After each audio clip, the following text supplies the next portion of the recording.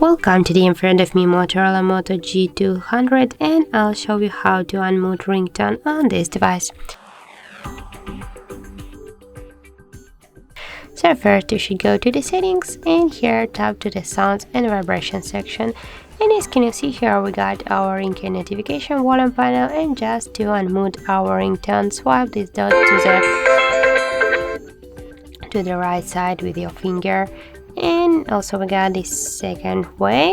Here on the right side of your device we got the volume buttons, and just tap here to the up or to the down volume button, it doesn't matter. And here tap to the sound settings, and here just swipe by the same way with your finger this dot to the right side and tap to down to confirm. And that's how it looks.